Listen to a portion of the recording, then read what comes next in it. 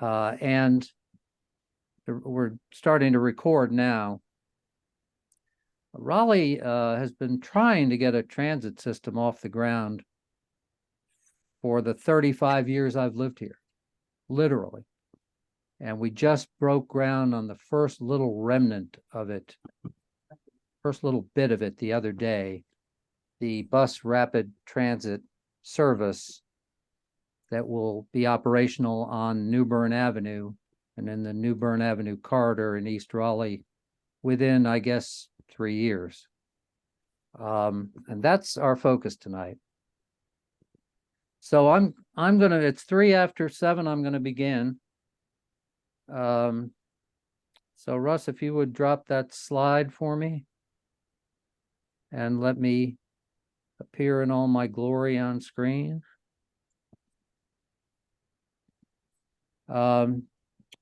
Yeah, I'm Bob Geary. I'm a retired journalist. I'm a former member of the Raleigh Planning Commission, and I'm a member of the Livable Raleigh Advisory Board. Livable Raleigh is the host for tonight's meeting. We're an organization of volunteers. Our motto is great neighborhoods make great cities. From my personal perspective, I think great neighborhoods are what made Raleigh the very attractive place it is to live. And great neighborhoods, if maintained and enhanced, will continue to be our strongest assets. On the other hand, it's too easy to destroy neighborhoods with the wrong kind of growth that comes too fast and in the wrong places. So we sometimes oppose projects that are brought forward by developers in Raleigh. Oftentimes we support them, and the difference is, do we think the development enhances the community it is proposed for, or does it not? The same principle applies to density. We're pro-density where density makes sense. We're against it where it doesn't, and the basic difference there is there any transit available to support density? If so, then let's have a reasonable amount of density that the transit can support. If not, and the roads are already congested with cars, probably not the place you want density. So tonight, I'm going to focus on a rezoning case called Z9222. It is located in the New Bern Avenue corridor. New Bern Avenue, as most of you probably know, is the main east-west corridor in East Raleigh, going from downtown to Wake Med, and then beyond that toward Knightdale. I'm going to talk about bus rapid transit. I'm going to talk about, and I'm going to talk about it in a supportive way. Our organization is pro bus rapid transit. We need better transit service in Raleigh. We need more frequent buses. We need to have more riders on it, so we have fewer cars on the road. We need to have appropriate density around the transit stations, not too much, but not too little either. And we need affordability around those transit stations, because bus riders ought to include lower income people who don't own cars or don't want to use their cars as much as others might. So I'm going to talk about what an equitable development around transit policy should be, what it used to be in the city of Raleigh, and why the proposal that we have in front of us, Z9222, absolutely undercuts any idea of equity in the New Bern Avenue corridor. Should say also that New Bern Avenue connects all of the historic African-American neighborhoods in Raleigh, and that's a factor in our thinking. I don't know that it's much of a factor in the city's thinking right now. So Tululupe Omakaye will join us in a bit. She is the chair of the Raleigh Transit Authority. She's been following this issue that I'm going to be addressing first for several years, and we share a perspective on this that I that I think that I hope we can convey to you tonight. After Tulupe speaks, then we'll have question and answer, and everyone who's on this call will be part of an open discussion, but we'll be welcoming Wanda Hunter and Octavia Rainey, who live in this New Bern Avenue area, as Tulupe does, and have a firsthand view of what's being proposed. And then you're all welcome to ask questions or join in the conversation. Don't break Raleigh's transit promises. That's what we're asking. And we're asking the city council to reject Z9222 in its entirety, because the entire rezoning proposal is designed to undercut equity and open the door to the wrong kind of development at a huge scale. So, Russ, would you give me the first slide there? So Z9222, it's a rezoning case. This is a map of Raleigh and the location of all the rezoning cases in Raleigh currently. A lot of little Z's on the left side of this map. The yellow line is the belt line. The little Z's are in West Raleigh. Some of them are downtown. But then there's this splatter of Z's inside the red circle along New Bern Avenue, and that is Z9222. It is 744 properties on 726 acres, all in the same rezoning case. Now you're going to say, well, wait a minute, Bob, I've never heard of anything like that. That's right. There has never been anything in Raleigh like it. We have never seen a massive rezoning case of this kind before. And what's worse about it really is that it's not 744 property owners who are seeking the rezoning. It's the city of Raleigh itself. The city has initiated this rezoning case, the city meaning the city staff, the city manager. So that splatter indicates the scale of this. It is massive. And the fact that the city is the applicant is why it is fundamentally wrong. Let me go to the next slide. So we had, as I mentioned, this equitable development around transit policy. It was in development by the city planning staff, to my knowledge, from 2016 to 2019. And I have some firsthand knowledge of it because I was on the Planning Commission in 2018 and 2019. And I was the chair of the Strategic Planning Committee of the Planning Commission at that time. So we had a deep look at what equity would mean as a development policy in the New Bern Avenue corridor and the other BRT corridors as well. The point is, as development comes in, let's make sure that A, does not wipe out all the existing affordable housing that might be along the way, and B, that new developments, as they're built around the stations, around the BRT stations, includes affordable housing units.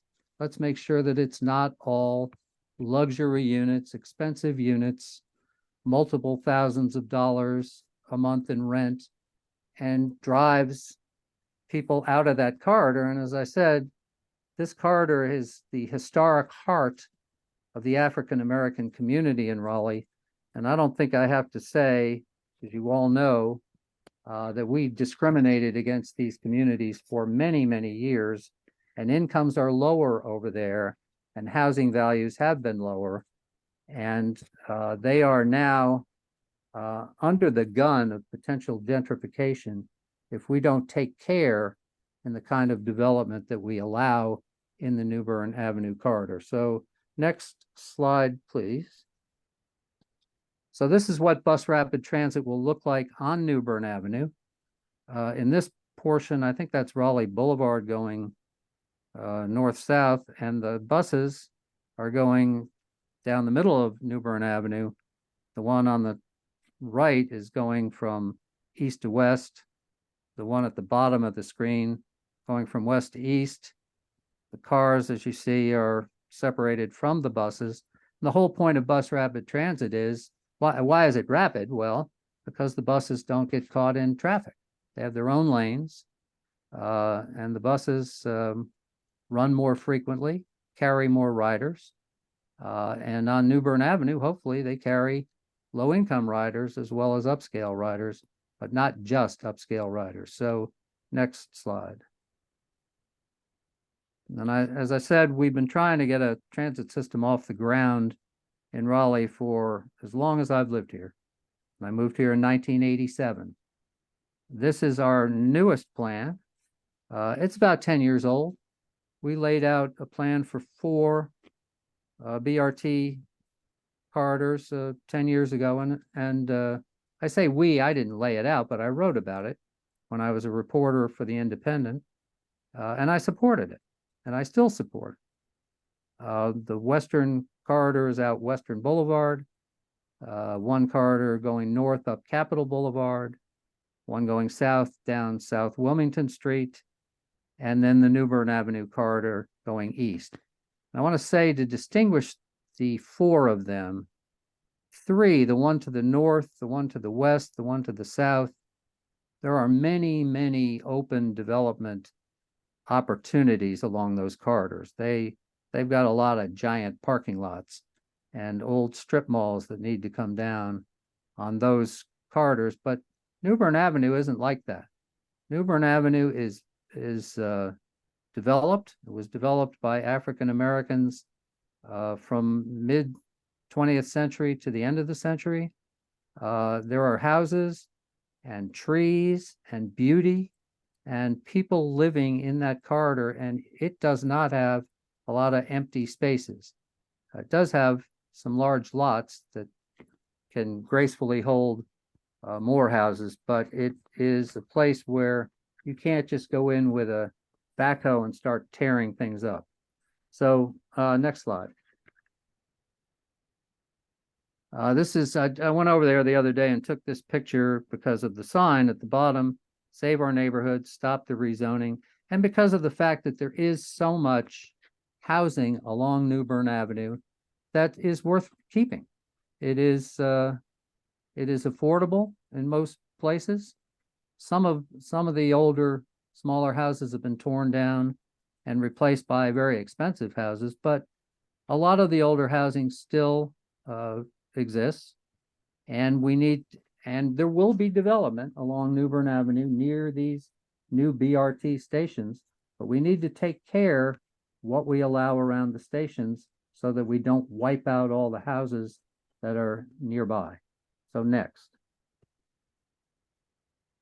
So the city, as I said, worked hard to put together a policy that would achieve their goals. Let's put some density in this corridor, but let's also make sure that the density is welcoming to lower income folks, includes affordable housing units, and doesn't wipe out the existing affordable housing. And this report was presented to the Raleigh City Council in June of 2019, and it's a pretty good report. And I was on the Planning Commission at the time, and I didn't write it, and I didn't have that much to do with it, but I was aware of it, and I supported it. I thought we were headed in the right direction as far as marrying some density in the New Bern Avenue corridor with the transit stations that we're going to go in, as it turns out now, 4 years later. So next. So that report says, number one, we got to have equitable development. We got to have fairness in the development around the BRT routes. We've got to maintain and enhance housing affordability, so it isn't just don't tear down the existing affordable houses, but as we add new development in the corridor, let's make sure that it too includes affordable housing. Small houses, if we can get people to build them, and certainly affordable apartment units in any higher rise apartment buildings that go up. So, and the last part of this, minimize displacement. Real estate values will go up in the New Bern Avenue corridor, no question about it. They already are. So let's try to minimize the displacement that occurs as a result of that. So next. So this report's very good, as I said. It stops to ask, well, wait a minute, what's affordable housing? Affordable to, I should say whom, right? Affordable to whom? Affordable to the home health aide who makes less than $30,000 a year and is trying to support 3 children. Her income would be below the 30% of the area median income, or the preschool teacher, 30 to 50% of the area median income. She makes $37,000 a year, single parent, 1 child. She is lower income, but she's the sort of person who lives in the community, in the communities in East Raleigh now. So next slide. The report, this is again, right out of that report. We're going to make sure that improved transit service, which we are going to provide, we need to provide it, but we're going to make sure that it serves the people who need it most. And by that, this report meant people with lower incomes who might not own a car or might not want to use the car on a day-to-day basis. They will ride a bus if we make it available and make it a good service. So let's make sure that they still live in this corridor when we're done. This is an opportunity to coordinate housing affordability and mobility. Down the bottom left, it says, avoid displacements of existing homeowners. Not going to displace any existing homeowners if they don't want to be. And we're going to preserve existing housing. So next slide. So this is from a video that the city also produced in connection with that report. They've added an assistant manager there over on the right. He makes a little more money, but he's still at or below 60% of the area median income, with an income of $55,000 a year and 2 children, 2 parents. He's doing better than the other 2, or better economically anyway than the other 2, but he's still not going to be able to afford a market rent apartment if that's all that gets built. And is this the slide that's got a little video, little sound with it? Or is that the next slide? Okay, I can't hear that. So there's a, I'll back it up. there it is. With a focus on deeper affordability, with the goal of ensuring a substantial portion of units along the corridors are available to households making 50% or even 30% of the area's median income. So let me repeat that. The narrator, who is a member of the planning staff at the time, is assuring us that what we're going to allow in this corridor is new development, but only if it has a substantial percentage of affordable units at 60% of AMI or 50% of AMI and even 30% of AMI. And of course, what AMI means is the area median income. He is promising that the result of bus rapid transit and the development around it will produce a substantial addition to affordable units, even at levels of very low income. So let's go on. Next slide. Now, the question that you might be asking is, well, how are you going to do that? And this report answered that question. Goal number 1 in the report was housing affordability without displacement, and the how-to was, number 1, start with current zoning around the stations. Don't change the zoning up front. Let me repeat that. Start with the current zoning around the stations and do not change the current zoning unless and until property owner may come in with an upzoning request, a rezoning request, and if they do, it should be considered and approved if affordable housing units are included in the request and there are conditions in the proposal to preserve any affordable housing that exists on the site already. If a rezoning request were to include no affordable housing, then it would not be approved. That was the whole thrust of this report, the whole thrust of equitable development around transit. Do not approve rezonings. Take them case by case, study them carefully, make sure they include affordable units, or don't approve them. Next. Okay, that was as of 2019, but as you recall, we had an election in 2019 in November. No, it was in October back then. And after that, I'm sorry to report to you, equity disappeared from the equitable development policy, and developers really took over the planning of City of Raleigh, as many of you already know. So let's go on to the next slide. Let's not dwell on that. Can we get the next slide, please? There it is. New city council elected. Oh, that's the same slide. No. Now where are we? I think we skipped one, didn't we? 3 years went by. So that was the 2019 election. It produced a new city council that really had no interest in the equity part of the equitable development policy. And then we had a pandemic, to be fair, and the whole idea of equitable development kind of went back under the radar and into the back rooms. And 3 years later, at the end of 2022, the city came out with its proposed rezoning Z9222. Next slide. As you recall, Z9222 is the antithesis of equitable development policies around transit.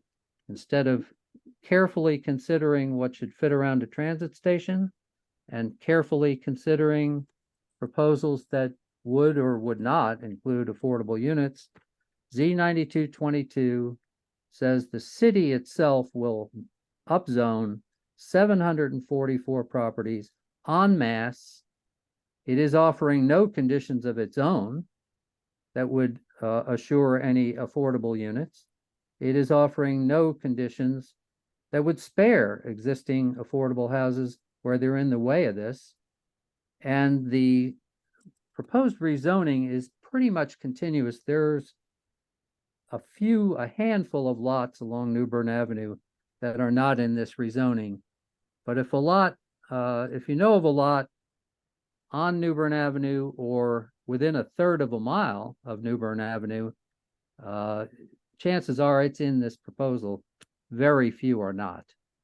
The idea is that these lots are within a quarter mile, or actually now it's a third of a mile of one of the transit stations, and almost, I think there are 12 stations along New Bern Avenue planned, and almost everything is within a third of a mile of one or more of the stations. So next slide. So, okay, I'm almost done. I want to show you what this means with a case. In this case, actually was presented this, remember the planning staff the other day made a presentation to city council, because I think a lot of people are starting to ask what happened to equitable development around transit. And I know some council members have asked.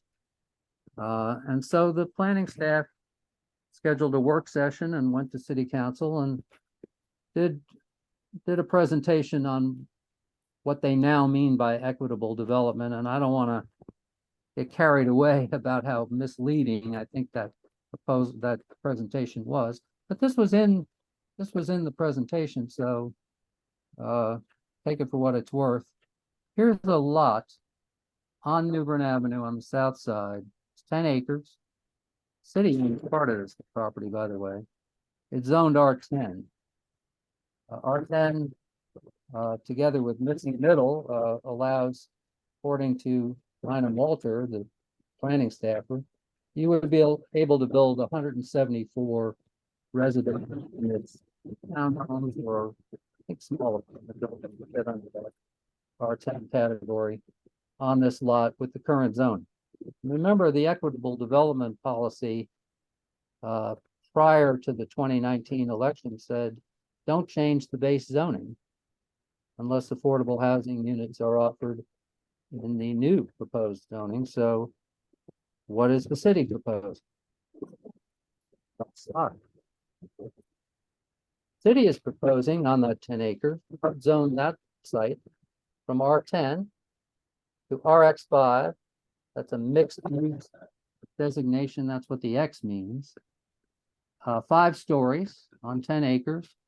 And they estimate now that upzoning it from R10 to RX5 will allow 891 housing units to be built on that site. How many would be affordable? 0. 0, because the city is not offering affordable units as a condition, and there is no applicant other than the city to come in and offer them. The third column, it talks about a TOD bonus. So originally, the idea of a TOD bonus was if you wanted to be above 3 stories in this corridor and wanted to go to RX5, for example, you would have to include affordable units in your rezoning proposal. That's what equitable development called for prior to 2019 election. Now, the city is saying, "Now we'll give you the RX5. You don't have to do anything about affordability. But if you would like to build the TOD bonus, will allow you to build 8 stories. That's what the bonus is. And then you'd be able to get 1,700 housing units on the site, but you would have to make some of them affordable. But here's the kicker to what Bynum said the other day. She presented these numbers, but prior to presenting them, she had, I don't know if she let it slip or just felt some need to tell the truth. 5-story construction is standard in the industry. It's the kind of apartment building we see all over town, stick-built, cheap to build. That's what developers will build if you let them. And rezoning a property from R10 to RX5, that's what you're going to get, 5 stories. To go above that, you would have to use steel in your framing. Your construction cost goes way up. You might use steel if you went to 12 stories, but you certainly aren't going to do it with 8. And that's what she said. She basically, and then she kind of laughed, and she basically said, you're not going to, RX5 is not going to give you anything but 5 stories of stick-built construction. And so this is one case in the New Bern corridor. One of the 744 properties. There are 743 other properties that are upzoned, some of them to RX5, some of them to RX or CX7, some of them to RX or CX12, a few to RX or CX or DX. No, I don't think there are any DX. CX20. And what the city is saying is we're going to upzone these properties and we're going to hijack this process so that no property owner has to offer a single unit of affordable housing in order to be upzoned. That's the gist of what the city is doing. You'd have to ask them why they're doing it. I could tell you, but I'm a little cynical on this subject. But I want to finish by saying one more thing. City Council has it completely within its authority to turn this rezoning down, as I believe they must, and allow development in the New Bern Avenue corridor to be organic, to evolve with the corridor, to evolve with the transit service, and to include affordable housing. And it only takes 4 votes on our City Council of 8 to stop a rezoning, and we elected 4 new members last year in 2022.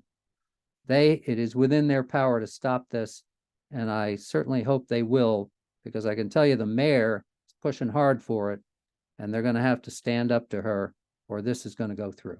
So now I'm done.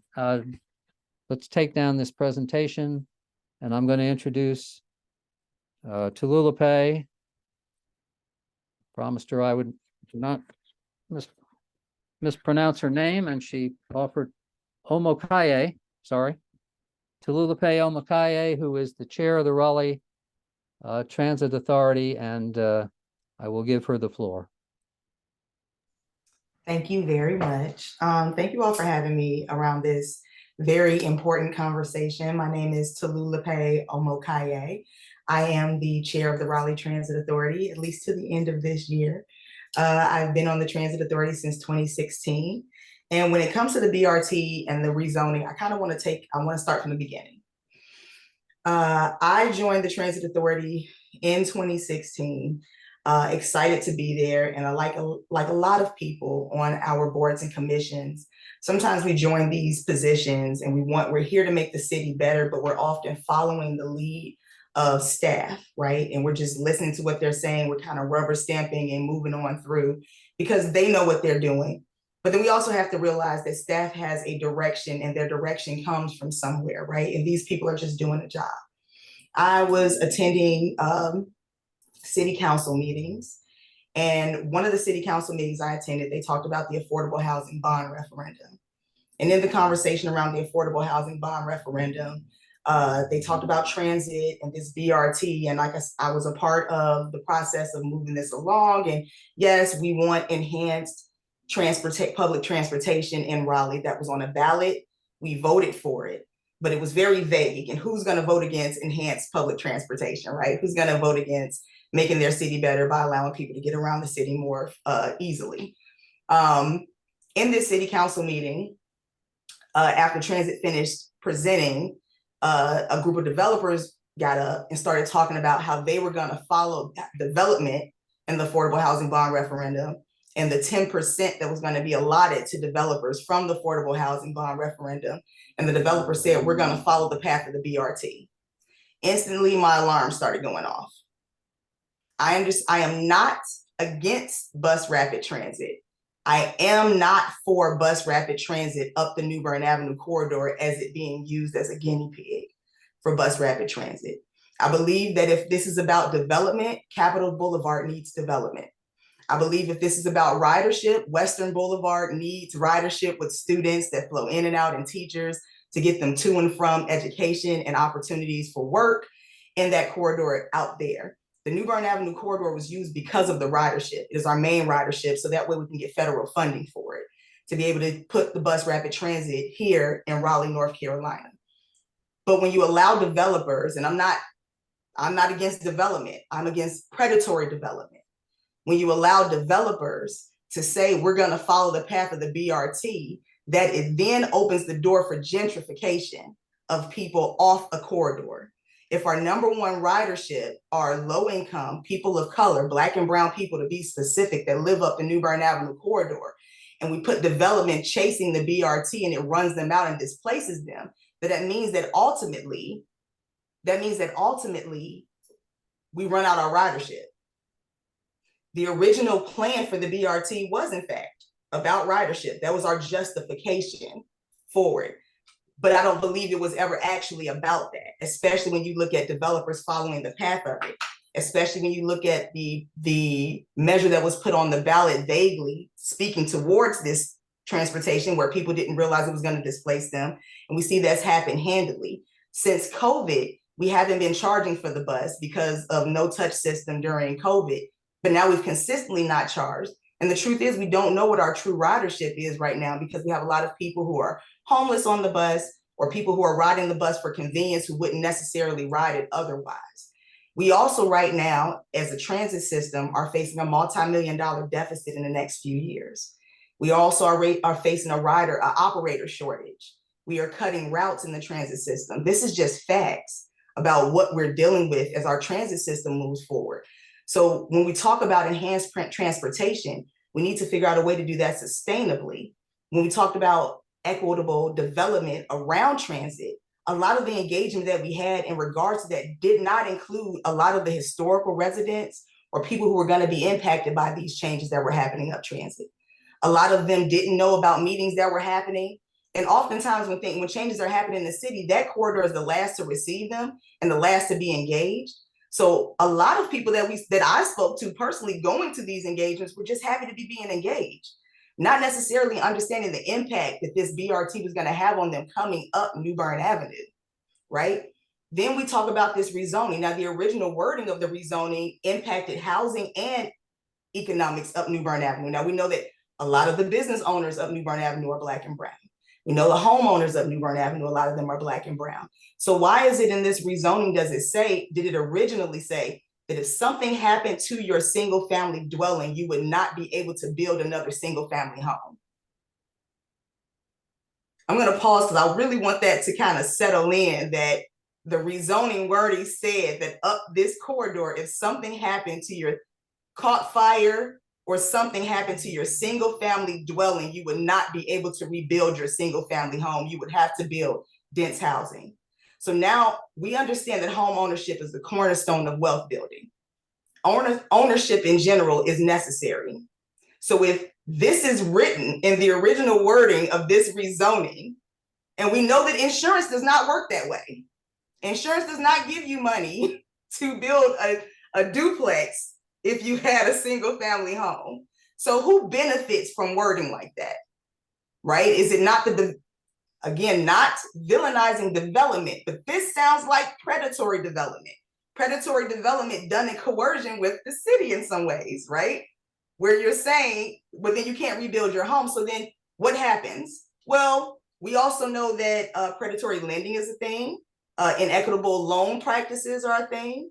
Inequitable valuation of homes are a thing. So that means that up this corridor, people whose parents and grandparents or they themselves have worked hard to be able to have that cornerstone of wealth building home ownership, it could easily be snatched away from them. And then what leads the developer say, well, let's just sell us your land, right? Up that rezoning area, a lot of that land have large plots behind a small home.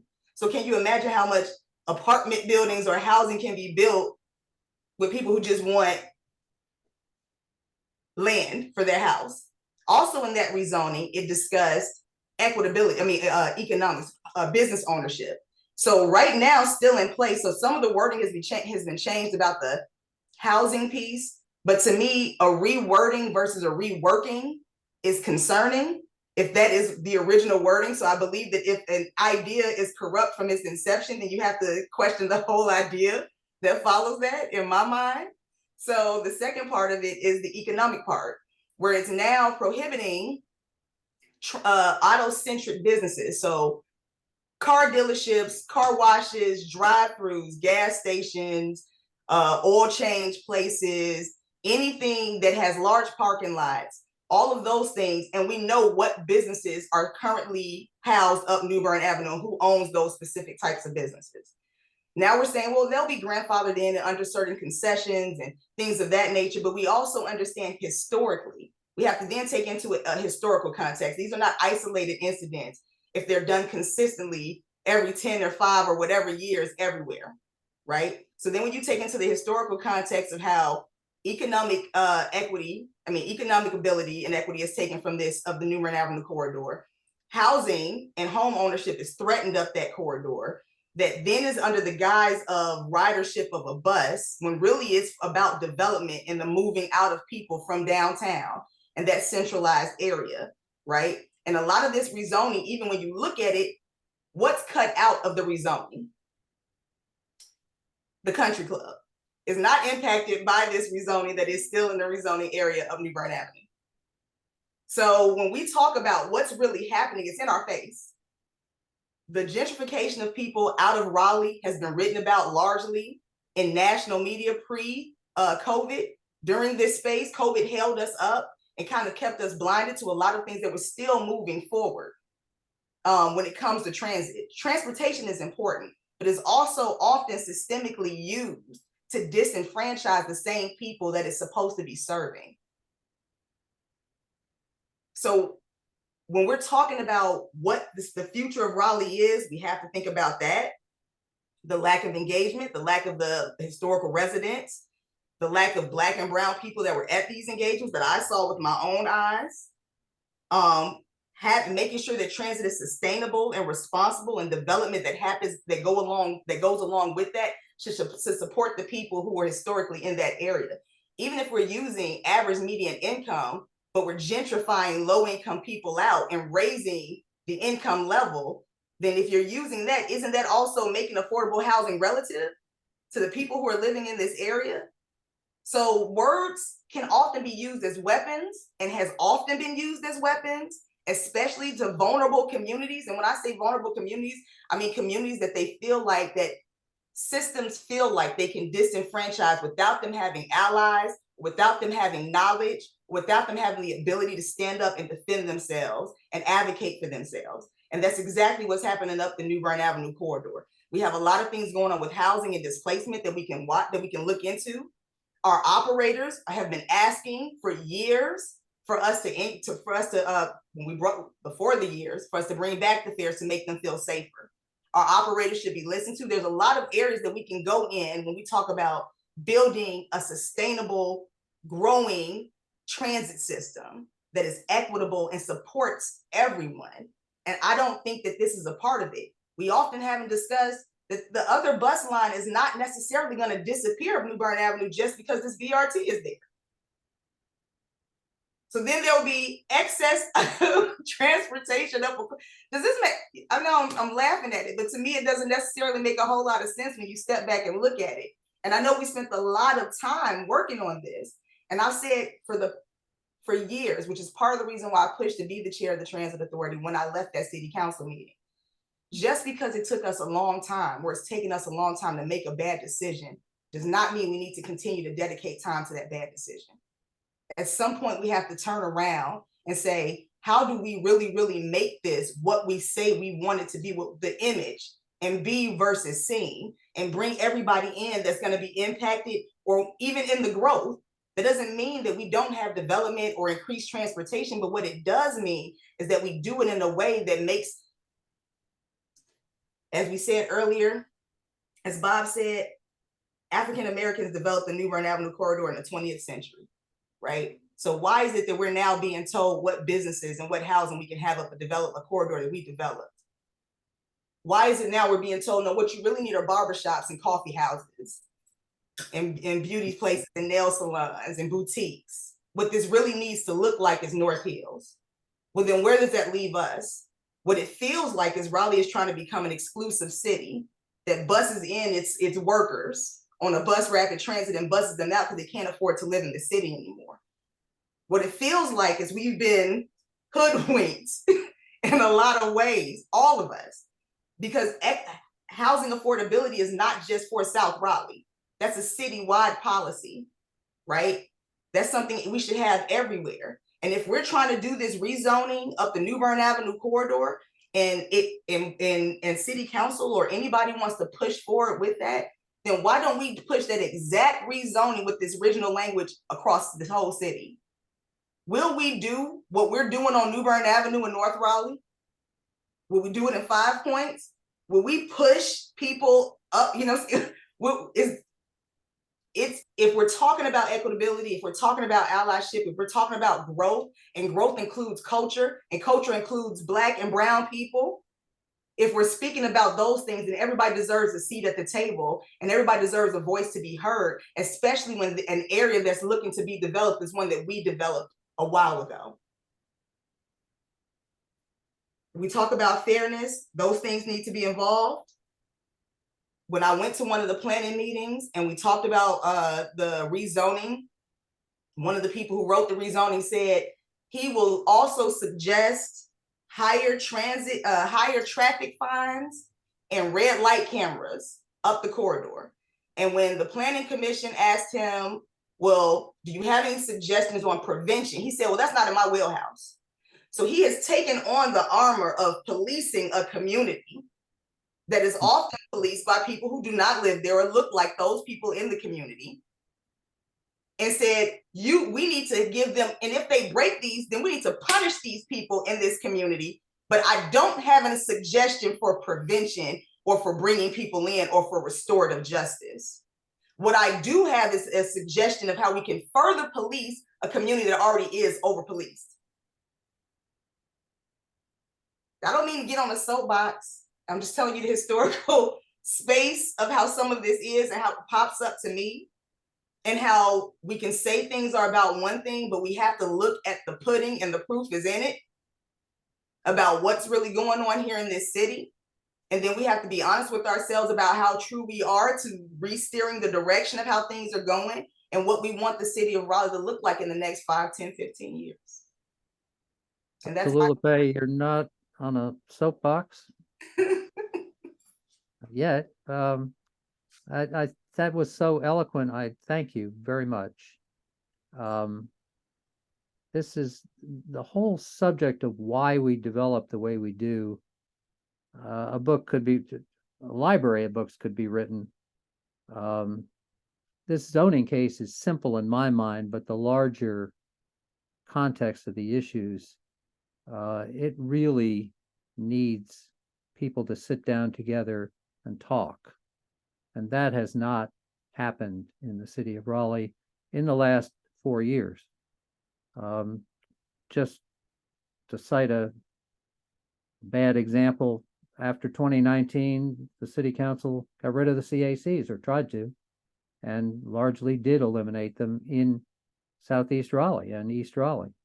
So forums where these issues would have been discussed, where city staff would have come in contact with neighbors, they've been eliminated. City has a lot of engagement meetings, and what they mean by engagement is we talk at you and you listen, and then you go away.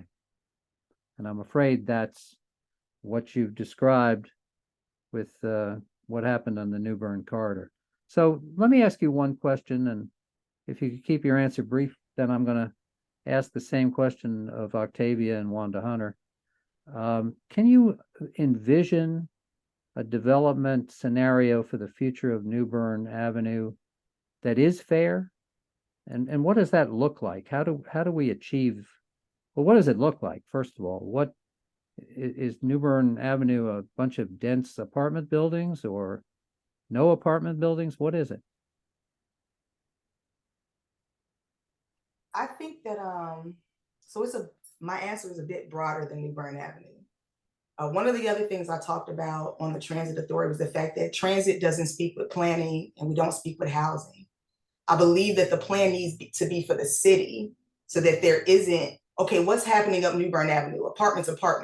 We need affordable housing everywhere, right? Not just congested in one area. So I believe what that looks like is affordable housing spread out so that people can still have their single family homes and have their home ownership in South Raleigh. I believe that what it also looks like is diversity of the developers who are developing the space. And those developers even being people with lived experience or from that community, because they won't try to they won't try to wipe out community because they grew up. We can't say that somebody that grew up in community won't try to wipe it out. But I am saying those developers are less likely to come into that same community that raised them and develop it without responsibility. So bringing in developers that are from that area is another step. Bringing all people to the table and having some sort of community agreement, community development agreement about what equitability looks like, and having trustees in some measure. Because the truth is, when we're talking about vulnerable communities, things can be done equitably right now. And then once the cameras are gone and the press release are written and the newspapers, all of that goes away, they're raising their rates, they're kicking people out. You know what I'm saying? They were hailed as allies of equitability and development. So having some sort of covenant, honestly, with community is important. And I believe that starts with having conversations and making sure that you're reaching out to people so that they are engaged in the process. Those are a couple of my ideas, but I know that there are more. That's great. So I think I saw Wanda Hunter somewhere in our midst. Wanda, are you here? I am here. All right. So let me ask you to comment on what you've heard so far. Wanda is active member of the Livable Raleigh Advisory Board, lives in this community near New Bern Avenue, and she's very familiar with these issues. So how'd I do, Wanda? Did I capture this, or did I just kind of miss the point? Bob, I think you did an excellent job. Actually, my 11-year-old was walking by and she heard you say, affordable to who? And she's like, Mom, that's your saying. She's like, how he's gonna say that? That's what you say. And I'm like, that's fine. Bob's an ally. He can say that. So I think when you capture the ears of an 11-year-old who's used to seeing me on all of these Zoom meetings, learning all this new information and so forth, I think you've done an excellent job because she caught that part of it. And I've also been learning, as Tolulope was speaking about, if your single family home burns down, you can't build another single family home. And I'm like, what? So I didn't know that. And so I'm sitting here in awe because um as I was listening to other portions of the BRT, and most recently they had a meeting at Martin Street about the safety of the businesses along the BRT. And it's like Miss Carmen Kaufman was like, well, we live here. And for decades, we have been asking for safety in our community, and we haven't even been able to get that. So how do you put the priority of safety of the chamber or the chamber businesses, and you know how expensive it is to be a member of the chamber, which cuts a lot of throats for Black and brown businesses because they can't afford to pay that hefty fee. um, and they don't have a program or something in place to be economically friendly to other businesses. And I spoke with a lady who was talking about it, and she was like, well, what we envision is that these businesses will be able to call us and we'll be able to call somebody else. I said, but everybody doesn't have that luxury. So how is that equitable in the community where people actually live? This is not their business, but actually where they live, where they lay their heads every night. And we've been fighting for this for decades. Do you see how unequitable that is? Yeah. And then it even made me think of to the level, Bob, of what you're saying about the 8-story apartments. I used to live on Hawkins Street. I actually grew up over there. I went to elementary school. I lived in 1910 Hawkins Street. So when they first were going to close the street down, it caught my ear, and I immediately text Corey, and I was like, what is this about? Because there's so many childhood memories. But 8 stories does not fit the character of anything in this neighborhood. So once you open the floodgates, then guess what's going to come next? As we talked about the oil change place across the street and the land there, what will be next? Somebody will want to build 20 stories there, and then up and down, all you'll see is the same thing happening over and over again: 8 stories, 20 stories, 30 stories, all up and down. But that's not the character of the neighborhood. And once the floodgates open, then it does become the character of the neighborhood. So then you think about me just moving into this new affordable housing development, East College Park. What does that mean for the new homeowners that thought, oh, I'm coming to an affordable neighborhood, home ownership, generational wealth for my family, and now all of these apartment complexes now run the tax bill up, and now I can't stay here anymore. And then you say, oh, well, you can profit off of it, but there's a 10-year recapture period. If I haven't met my 10 years, then there's a percentage that I have to give back to the city. And so there's so many intricate details with this BRT, and that the impacts and blind spots that I think hasn't been thoroughly thought through. All right. Well, that's well put. Thanks, Wanda. And is Octavia on the call? I can't see who all is in our audience and who isn't. Octavia Rainey, are you listening? I don't I don't hear believe she's Octavia. on, Bob. Okay. So I asked Octavia to join us tonight, and I thought she would. I wrote a story in the Indy in 2007, and she found it and sent it to me. And it was a picture. It was called New Bern Avenue Placemaking. And Octavia agreed to be in that story and was interviewed in the story, but she was reluctant to be part of it initially because she said, Bob, you're too naive. You think development is going to unfold in the New Bern Avenue corridor and it's going to be fair. And there'll be space for the existing residents and additional affordable housing added, but that's not what's going to happen. But I talked her into being interviewed, and she said all that in the story, but the picture of her showed her sitting on a bench, which is all that the that's what the bus stop consisted of at the time. And I couldn't imagine that we would bring in better stations and a bus rapid transit service along New Bern Avenue, and that it wouldn't be better for the residents. But now I had to say to her the other day, you were right, and I was wrong. I thought the city would get this right and be fair with the kind of development that it was fostering. But that's if Z92 22 is passed by city council, equity goes out the window. I think Tululepe just said, or was it Wanda, that we need a diversity of developers. And we do, absolutely do. Problem with Z92, one problem is there's only one developer, the city. The city is handing out a giant rezoning entitlement to anybody who wants it. And it won't be a diversity of developers, I can assure you of that. This thing is horrendous. So who's raising their hand with a question? And I have have Donna. my hand raised, and I also want to make a comment. Okay. Well, Ms. there's no Donna Bailey. wonder, there's no wonder that things changed in 2019 when Mary Ann was elected and had her development council, and they just did everything. There was only one vote usually against them, David Cox. But what I wanted to use as an example was Hillsborough Street. The city invested $30 million along Hillsborough Street with no additional upzoning, and it has worked fine. They have had over $500 million of new investment on Hillsborough Street with no upzoning. And that is a frequent transit corridor. So there's no reason to give away any upzonings along New Bern. Yeah, no, I agree with you.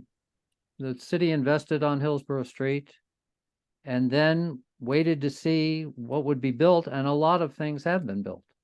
And without upzonings at all. The only reason in my mind to upzone anything is that the developer comes in with a project that you like near a transit station with affordable units included in it. If they don't offer that, then you don't approve it. But you certainly don't approve 744 simultaneous upzonings without any affordability included, and then stand back and wait to see what happens, because what will happen is disastrous. So who else has their hand up? Is that Mr. Bob Mulder does. Bob Mulder? Okay. So 3 quick comments. With the gentrification of Southeast Raleigh, you got a lot of homes built in the 40s and 50s, and they're still there. But with a lot of $500,000 plus homes being built, the value of their structure won't go up much, but the dirt certainly gets more expensive, and your taxes are going up. And the city and the county, I don't think they've not considered what's going to happen to these folks. They're going to get run out. And you can say, well, you can sell your lot for a lot of money. Where are you going to go? You're going to have to move to as far reaches of Harnett County to find something reasonable. I mean, it's just unsustainable. I posted 3 links to stuff in Charlotte. I did a quick search, and I wanted to find out how much affordable housing has been built around that original 9.6 miles, their blue line. And I've ridden that line, and I've never seen any affordable housing there. And the articles will say that too. There's not been much affordable housing movement in Charlotte. And then what I would characterize Z92 as slash and burn zoning. That's all it is, and that should never be approved. Thanks very much. So I think Matthew Wanda, Brown you want had- to comment on that, or Tululepe? I want to say that I agree 100%. And I think that, like I said, we have to look at the historical nature of things and get them out of there, these being isolated incidents. These things are used there's a reason why the land is so cheap and there was no investments in Southeast Raleigh. And it's not because we didn't want it. It's not because people weren't asking for it. It's not because the resources or the opportunity from the city were not there, because they were provided in other areas where the roads were maintained, where street lights were put in, where bus lanes were extended before all of this started happening. Unfortunately, too many times in our community, when we see things like that, we know what's coming next. Nobody is considering us until they're trying to move us out. And really, that's not about a consideration of us, it's preparation for who's going to come in behind us. And that's the unfortunate part of that. And that's where this is going. It's very intentional. And we stop and we even have operators. So let's even think about that from that context. The people who drive our buses are largely consist of the people who are of our ridership, right? As much as we have not cared about the ridership of New Bern Avenue and their housing and displacement, we haven't cared about our operators on Go Raleigh Transit, to be honest. I mean, if you look at the past transit authority meetings, they're there begging for fares to come back, begging for something to be done, begging for us to pay attention to them. There's a reason why there's this steady drumbeat of consistency where people are being ignored, their desires are being ignored, and whatever agenda is being forced. So we're cutting routes on the regular Go Raleigh, but we're now bringing in a BRT. But who's going to drive the bus? So true. Listen, Bob, I think there are a couple of other hands raised, Matthew Brown and I think Eugene Myrick. okay. Let's take Matthew, then Eugene. All right, thank you. The city is saying, well, we're going to build these other affordable projects.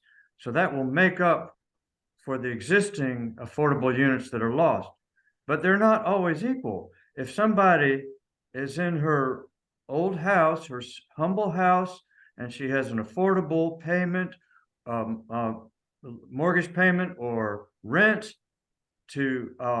but then this rezoning raises her taxes or raises her rent such that she has to move out, it's not fair to say, well, now you can live in this efficiency unit and this project, a couple miles away. It's equal. It's not equal. That's not good for the citizens. And that's even if, when you think about people who are currently owning homes that are being squeezed out, the cost that a lot of people that are developing, some of them do not live in Raleigh or not from Raleigh, right? It's a hotbed of development. People are coming in, flipping houses and leaving. That's a lot of what's also happening here. Raleigh is growing, right? This city is going to grow. These companies are coming. To me, that means that Raleigh has the power to decide who stays and who goes. And if you don't want to do this the way we want to do it, there's plenty of developers to jump in. But unfortunately, it's like we're allowing them to lead the conversation, to steer the boat. And ultimately, just really quickly, when I discuss ridership, as we move this ridership out, the people who are moving into the city are coming from places that either have far advanced transportation systems than Raleigh does. So ride and go Raleigh will not be sufficient for them, or they're coming from places that are car centric, and understanding that moving someplace here where things are a little more spread out means that you have to have a car. So we're moving out our ridership for the hope of converting people to bus riders by taking away options to where you can park your cars, and by taking away options of the type of car-centric businesses. Like, we're trying to push people into that space. I just don't think that that's sustainable. Well, I agree with that. Every one of these, I mean, the standard issue apartment building in Raleigh, without any guidance from city policies, developers come in, they build 5 stories of stick-built framing. They put a parking deck under it, build that out of concrete. And everybody who has an apartment in the building has a car, maybe 2 cars. 2-bedroom house, 2 cars. They're not going to ride a bus. They may ride a bus when they go to Wake Med, because that'll be convenient, or, I don't know, over to the transfer company, but day to day, they're going to drive their car. So that's not what the BRT on New Bern Avenue was supposed to do. It was supposed to provide mobility options for the people who live there now and for lower income people who would live there in the future. And I think we're all saying that is seriously not going to happen. Eugene Myrick, are you out there? I am. Can you hear me? Yep. Okay, so I just want to add that I attend Corey's meetings, me and 2, 3 other people that do go to these meetings. And one of the things that he said is that he who controls the land controls the narrative. And he's trying to push, oh, there's 2 or 3 black men that own the majority of the land on New Bern Avenue. And it's funny that he said that, because I tend to see how they trying to play this reverse race card. And then just yesterday at the RHDC meeting, there's a gentleman named Wallace Green who was a realtor for Shaw. They did the survey for the Prince Hall district, and let's say 48% of the people said they want to stay, and 40% of the people said they want to go. So now they're like, well, we need to do a little bit more because only half of the people reported. And I'm like, no, why do we keep going until y'all get the narrative that y'all want? And one of the things that Wallace Green said, he was like, well, there's some people that own multiple parcels. And I said, yeah, but it should only be one person, one vote. We're part of that, the collective, the food collective over here. It doesn't matter how many shares you own, you only have one vote. So I believe it's 103 parcels of land in the Prince Hall district, but 83 owners. So now he's like, well, let me contact Tucker and let me contact these people. And now he's looking to contact folks that own multiple parcels of land, hoping to get them more votes. Once again, it's this narrative that Corey is pushing. He who controls the land controls the narrative. So, you know, it's So Eugene, we should say Corey Branch is the city council member from District C, which is most of Southeast Raleigh, a little bit of Northeast Raleigh also. And the Prince Hall Housing District, that's an historic overlay district around Shaw, is that right? correct. And so there are several people trying to come out of there. Well, the first one is a gentleman that's trying to build a 12-story hotel right next to the Masonic Lodge.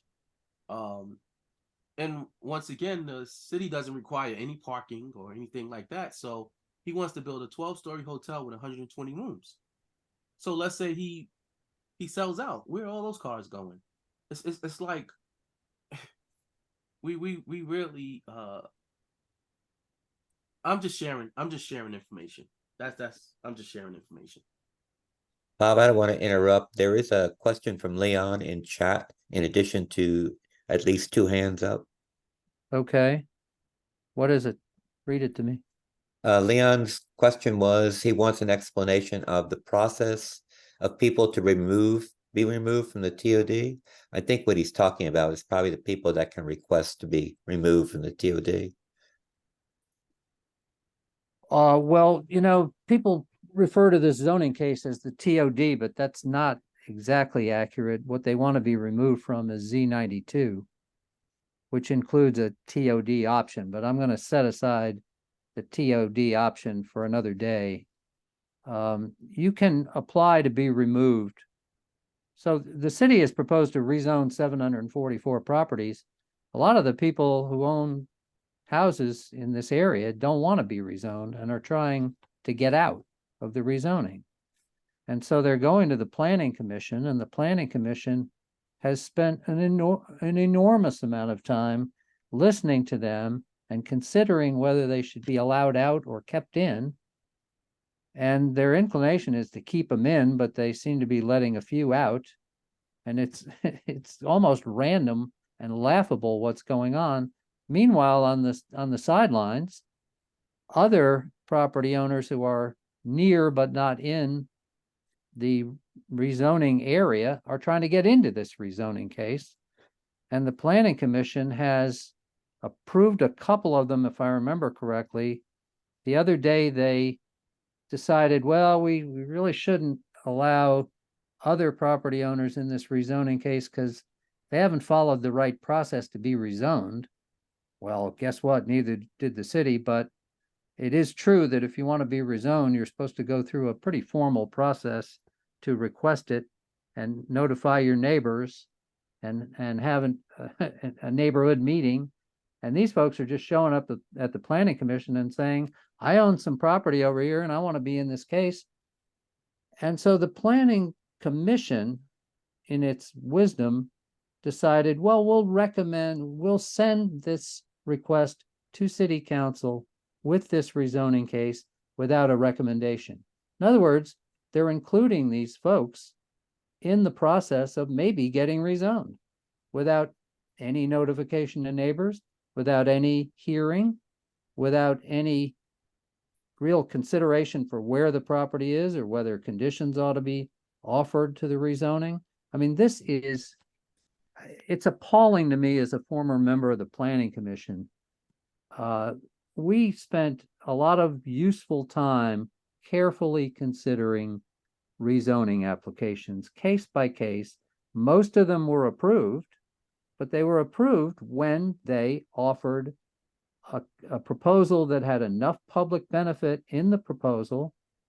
Every rezoning costs the city some money.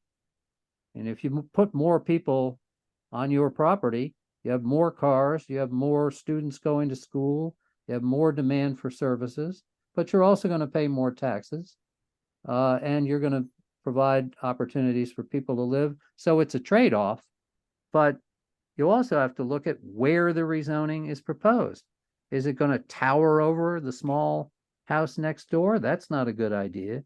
Is it going to bully lower income people off the block? That's not a good idea. Now, the city is saying, well, why would we spend time worrying about the consequences of these rezonings? Let's just upzone everything. Don't worry about affordable housing. We don't care if there's any in it or not. I can't tell you how angry this makes me. So, Leon, I don't know whether that answered your question or not. Leon, you there? Thank you. I appreciate the explanation. The TOD option is a little bit of it's almost a red herring in this rezoning case, because I honestly don't think anyone will choose the TOD option. They will not ask for additional height because they would be required to offer affordable units, and they won't want to do that because the city is already upzoning them to a significant degree without offering any affordable units. So why would they put themselves on the hook to pay for some? I see Chris Crew's hand up.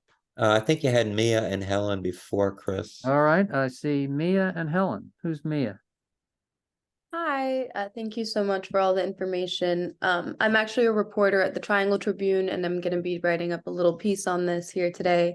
And I was curious, just for clarification, Tallulah, I know you mentioned that in the initial draft or one of the drafts for the rezoning where it said if you have a single family home and something happens, you can't rebuild. Is that still part of the plan, or how has that shifted? And then my other question is, when will council be voting on this, or where in the process are we at currently? Sorry, I know that. Thank you. Go ahead, Tallulah. Yeah. They've been rewording the rezoning document. Once it was released, that is in the original document. If you look up the original rezoning document, they've been piecemealing and rewording this because people have been coming to planning meetings and they've been giving their input. So they're trying to change that. They reworded it recently to where that's supposed to be taken out. But like I said, I'm weird about this rezoning being reworded versus being reworked, because I believe that the devil is in the details, and changing the verbiage and saying, well, then there'll be this word that they're using it's concession. What was it? I'm sorry, Bob. Conformity? Informing, yes. Conforming. Right, but the people, they're putting them in some of the other business in conforming measure for the businesses that are of New Bern Avenue, but that word means something different in the other areas of the rezoning across the city, and it's not meaning the same thing of this rezoning. So there's some to me, I'm using my opinion, there's some trickery in the details. And again, this is a community that is often taken advantage of in this way. Then you'll reword things, and down the line, it turns out to be the exact same measure you were trying to push originally. Because we have to think, starting in 2016, it started with that initiative on the ballot that just very vaguely said, who wants enhanced public transportation? Nobody was going to vote no for that, right? Once that opened the door, and we've seen the representative of District C consistently saying, I'm just doing what was voted on. I'm just doing what was, you know, it was on the ballot, and I'm doing what was voted for me to do. Well, you're doing something that, you know, people didn't understand the effects or the outcome of that measure, because again, words were being used to be a little bit ambiguous. So you didn't really know what you were voting for, what that would mean for you. So some of that is what's going on with the wording. That is, they are changing some of the verbiage, but it's not being reworked. They are saying we're rewording this. I can't remember the second part of your question. The second part was where are we in the process? So in simple terms, the city council has set a public hearing on Z92 for January 30th.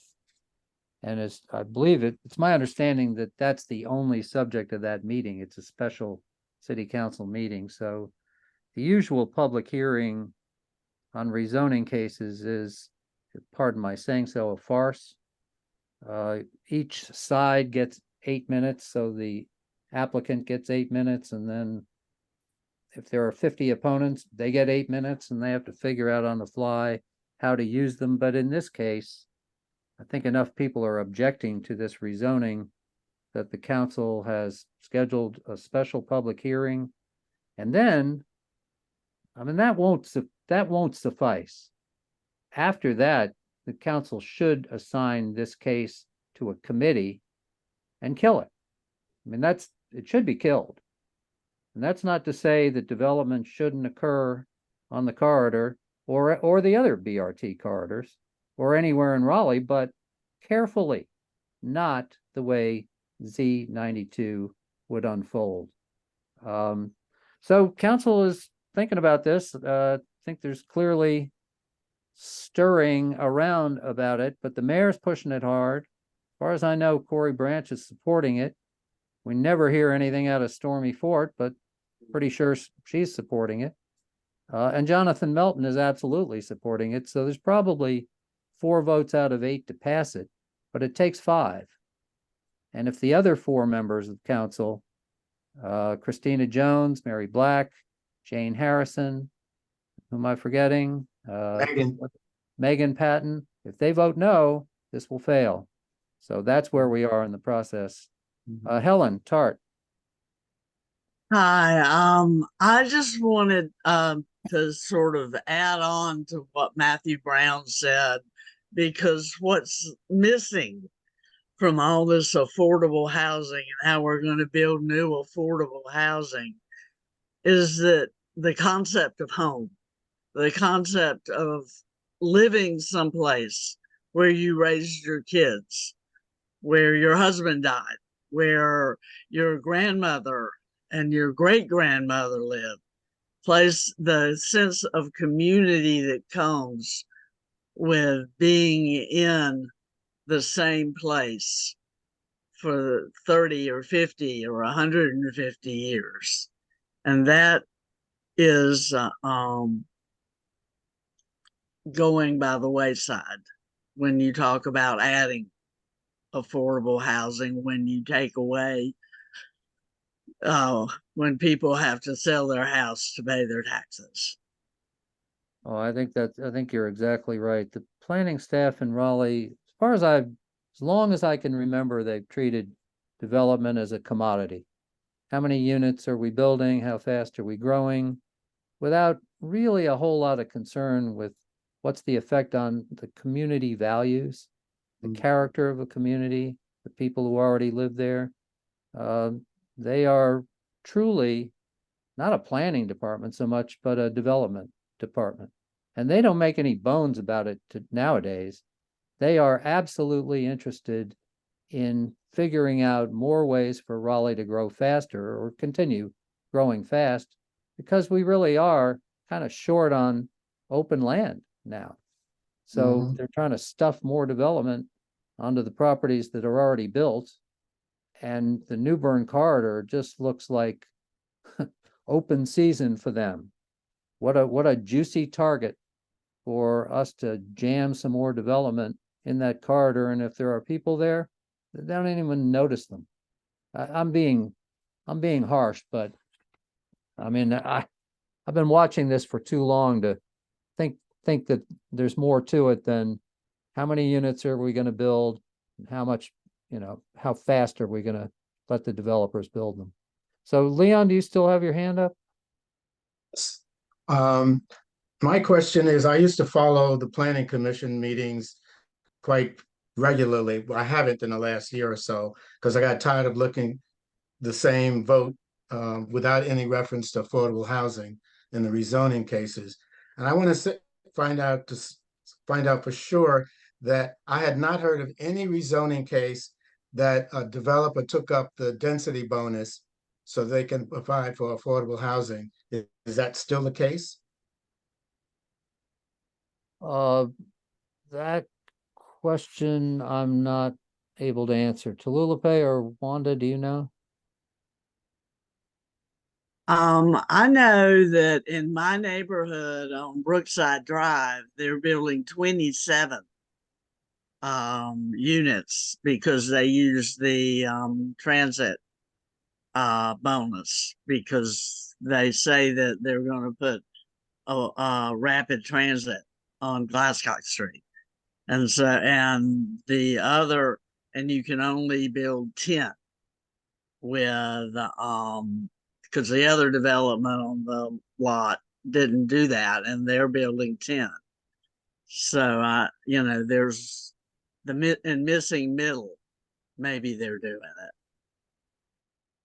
Yeah, what you're talking about, Helen, is a different kind of affordability option. It isn't the TOD option. It is the confusingly named frequent transit overlay district option, which is different and not very robust, but applies in a few places. So I did hear the other day that has been used in a few places. I don't think the transit overlay district option to add height in return for affordable units, I don't think that's been used anywhere in Raleigh, but I could be wrong. Tim Niles. Is Tim Niles there? He's got his Yes. hand up. I just wanted to add a comment about the previous point made about Corey's position that he's just doing what the voters voted for when they voted for BRT.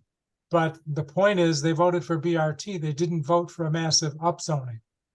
Those are two separate things. You can build BRT without upzoning any lot at all. In fact, they've broken ground. They're starting to build it. We've got the federal funding. You don't need to upzone to get federal funding, and you don't need to upzone to build the BRT. And then Steph asked me to say at this point, before people may have to start leaving, if someone could display the final slide with contact information for a moment, and then we can jump back into questions. Good idea. Okay. Someone should do that. I want to kind of piggyback on what Tim said. I would even push back to say that the residents didn't vote for BRT. We voted for enhanced public transportation. Now that could mean quicker routes. That can mean more routes. That can mean more technology for our buses and our depots. That can mean more stops. That can mean better seating at stops. That can mean electronic signs when the bus is coming, or different ways to pay for the bus. So we transition away from a cash system. Enhanced public transportation can mean a lot. And if we already had a corridor that was moving, nobody asked for this, to be honest. Nobody asked for the BRT. We kind of just, this was already, in my mind, in motion. Before we were even asked about enhanced public transportation, this was planned, because the zoning map came out quickly. And the measure of New Bern Avenue came out right behind that.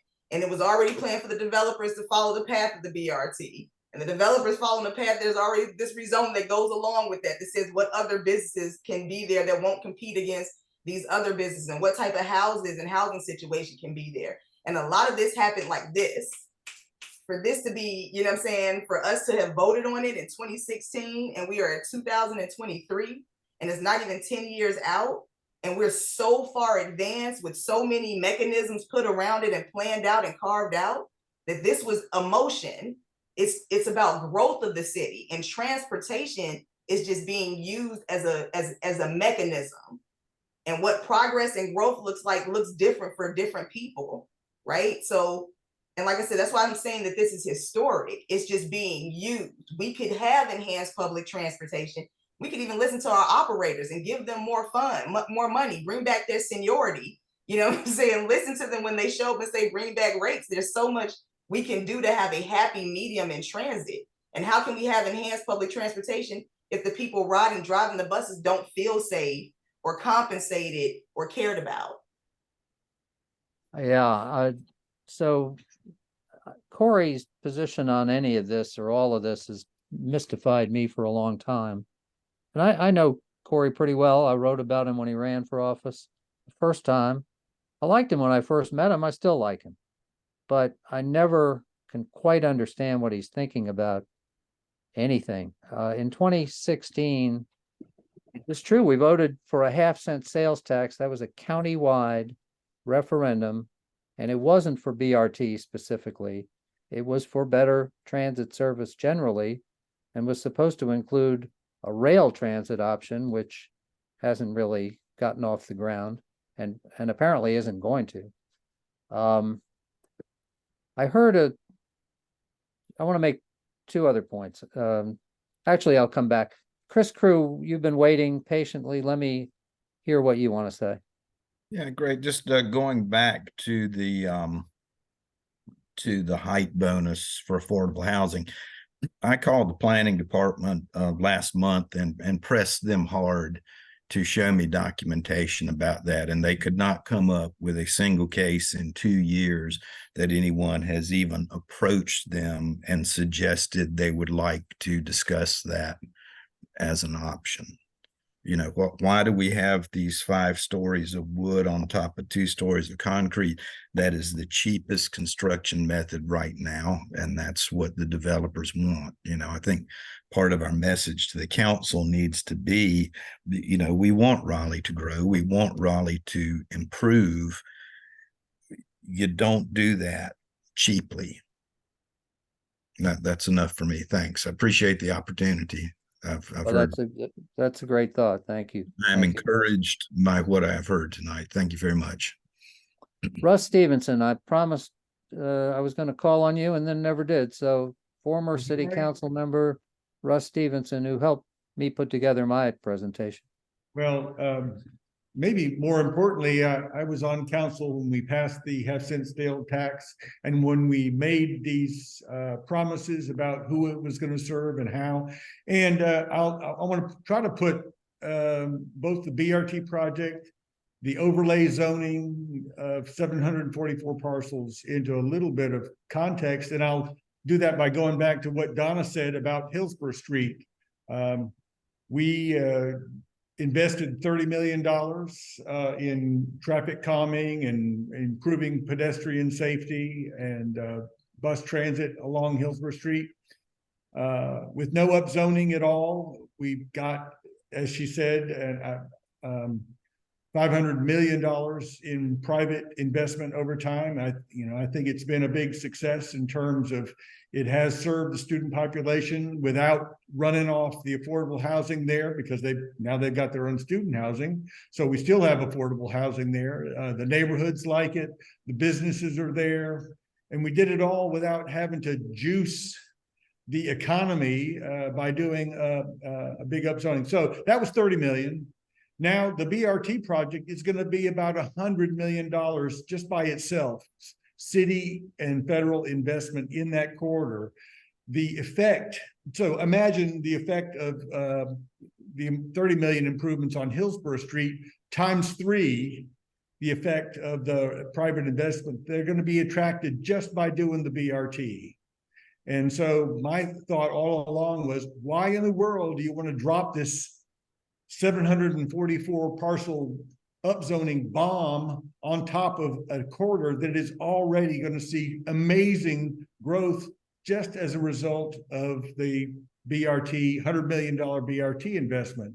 Shouldn't we be spending our time keeping our promises? And so I just actually want to just jump back real quickly, if I could just share this screen, because here are some of those promises that we made while I was on council. So back in 2016, at a Smart Growth of America conference that was entitled something like Revitalizing Without Displacing, our planning director said, we're going to serve with BRT some of Raleigh's lowest wealth communities and ensure that these transit investments benefit rather than displace those households and families. Now, that was a big promise that we made back in 2016. Then later on, when we started doing the Newbern BRT kickoff, the senior staffer is recorded saying, we want to make sure that the BRT benefits are shared equitably so that existing residents of the corridor are going to be there to benefit. In other words, we're not going to kick people out. We're going to revitalize their neighborhoods and their lives and their properties so that they can continue to live there and be served by the BRT rather than being, particularly the service and essential workers who live in that affordable housing now, they're going to be forced out. They're going to be over in, Johnston County, Nash County, and they're going to be driving again. They're never going to see these transit benefits. And then the equitable development around transit document itself says that we are going to guide future growth around transit to reverse displacement. Well, there is nothing seriously being done to reverse displacement in this project. Now, there are some small attempts at some funding here and there, but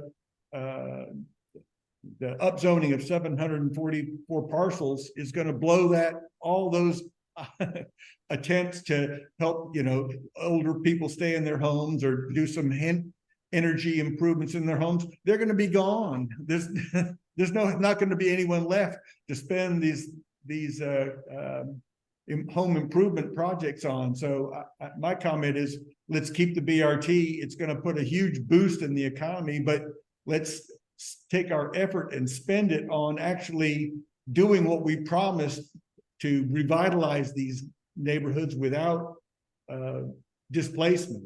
And so that the people that we said early on that we need transit the most, that we are going to serve, can actually live there, because if we approve Z 9222, they're going to be gone fast. And as Bob explained, once we give away the zoning entitlements without asking for any affordable units, that's just going to be the end of it. There won't be any affordability, either new or existing, left in the corridor. Thank you. All right, so I think we've gone an hour and a half, and the purpose of this meeting really was to signal that we want to get into this battle and tangle with city council and get their attention. And this is not the last meeting, it's the first. We're going to be very active on this issue. I invite everyone. Livable Raleigh is going to be very active on this issue. I'm going to be active on this issue. I know a number of us who are on this call are going to be as well, but we need more people than the dozen or so of us who've been showing up at meetings so far. And if you have time, please connect with us, join in our effort. We'll have another meeting probably in the beginning of January to see where this thing stands. But this rezoning case needs to be killed. So here's how you connect with us.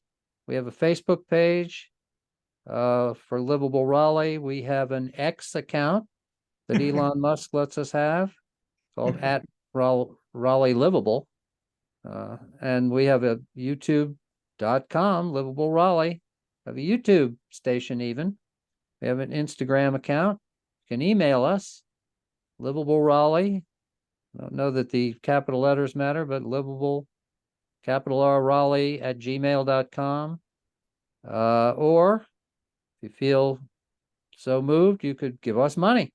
www.livableraleigh.com. And that website is just chock full of really good information about issues in Raleigh, a little bit of which I've written, but most of which I have not, but many, many others have contributed to our website. So you can also send us a letter, P.O. Box 6404, Raleigh 27628. And with that, unless someone is dying to say something they were not able to say, want to count down 3?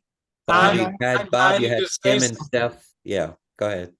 All I wanted to say was, if you go to the website, livableraleigh.com, you will find a page there with all the contact information for all the city councilors, so that not only join us here, contact all of the city councilors, all 8 of them, and tell them what you think.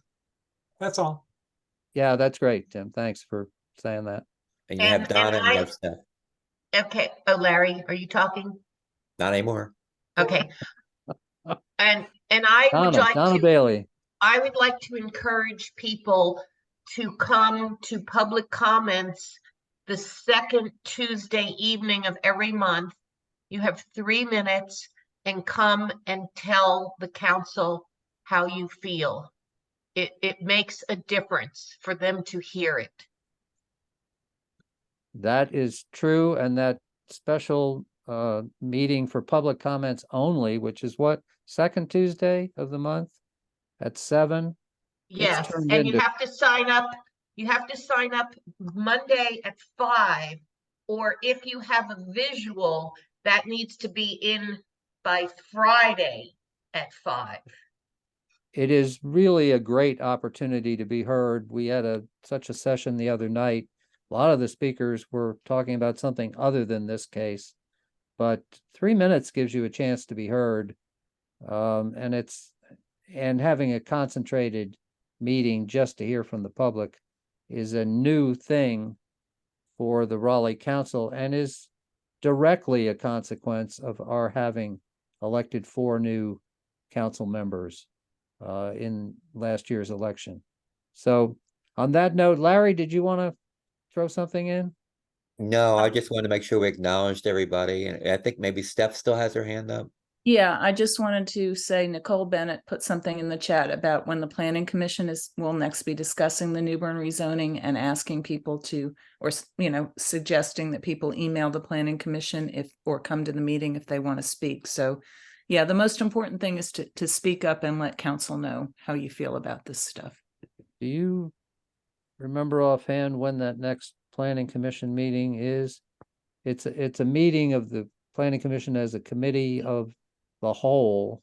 He It's says November 29th at 4:00 in council chambers.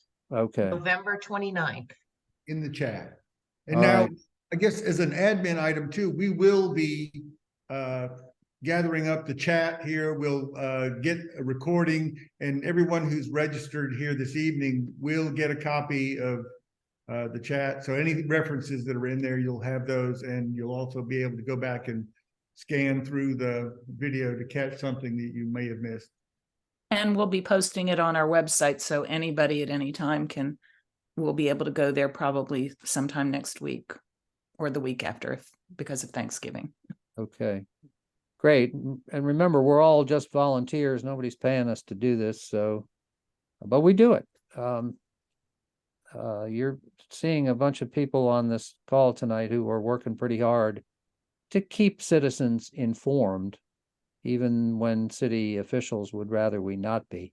So on that note, I appreciate everyone coming, and let's call this meeting adjourned. Thank you, Bob. Thanks, Bob. Thank you very much. Thanks, Bob. Great one. Thank you.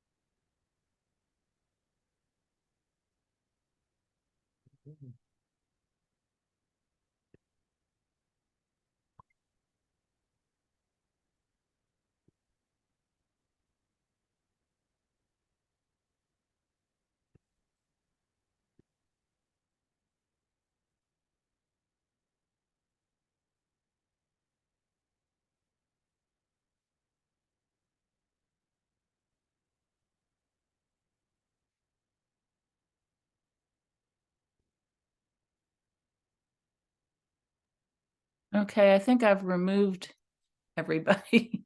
Do we want to, should I open up a new meeting? Oh, stop recording. Yeah.